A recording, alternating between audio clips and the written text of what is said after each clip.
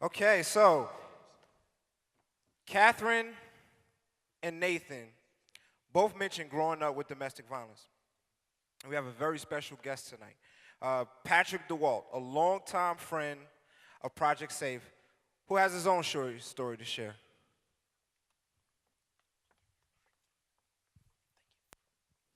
Make some noise for him, y'all. Show him some love.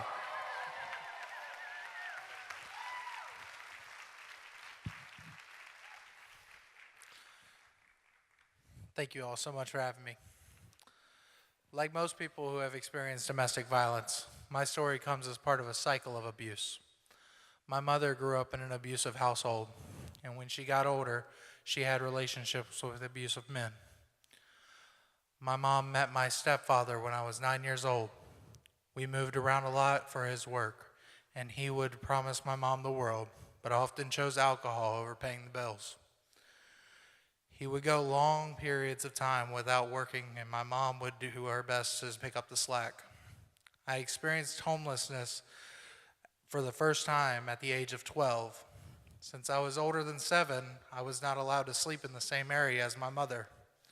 I was forced to sleep alone on a cot in a room with adult men who were strangers to me.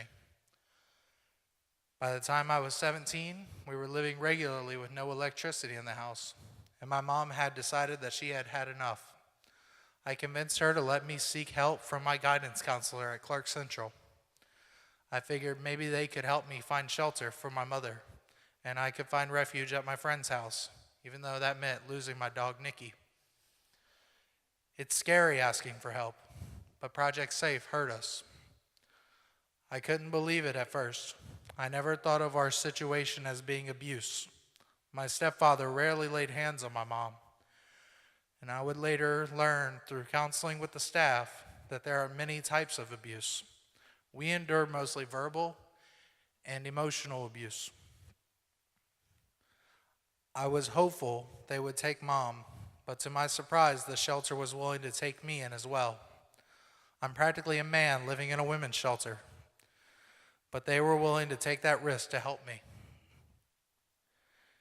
They even worked out accommodations for my dog Nikki and took me to visit him. The shelter provided Mom and I with our own bedroom and bathroom, and we were able to stay together. For the first time in weeks, I took a hot shower that felt like I was washing away the dirt from the past to start anew. I grew close to the ladies and the staff in the shelter and was given the opportunity to attend something called Kids Group, led by the Children's Advocate. At first, I wasn't really interested, but I figured maybe I would be good enough, it would be good for me to get to know the kids in the shelter. My time working with those kids gave me a sense of joy and accomplishment. It was nice to be a positive male influence to them. I decided then that I wanted to be someone that could make a difference in the lives of children, like myself, who didn't have male role models to look up to.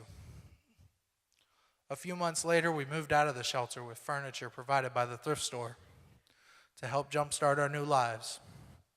I focused my attention on becoming a school teacher.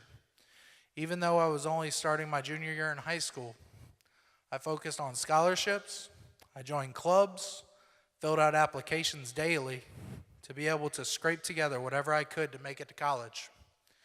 Eventually, Piedmont College heard my story, and they introduced me to the Upshaw Bentley Scholarship. College was very difficult at times. At one point, I was working 3 jobs and going to school full time. I wanted to give up many times, but I persevered with support from my girlfriend, Victoria. Eventually, I was able to send an email to Joan with a picture of me walking across the stage in my cap and gown with a message thanking Project Safe for all that they had did for me and all they do for all the children who have walked through the doors of that shelter. Today, I am an elementary school teacher.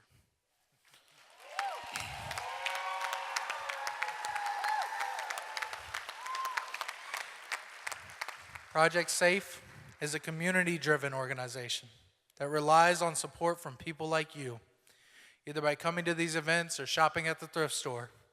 Your support can and has made a world of difference for so many lives. From the bottom of my heart, I want to thank you all, Athens. Thank you.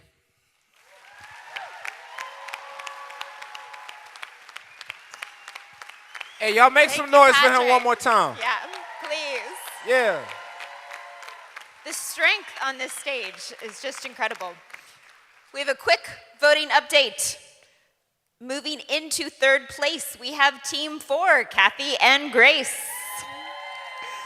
Holding the second place spot, Team 3, Rob and Natalie. And staying in first, it's Tanya and Devin, Team 5.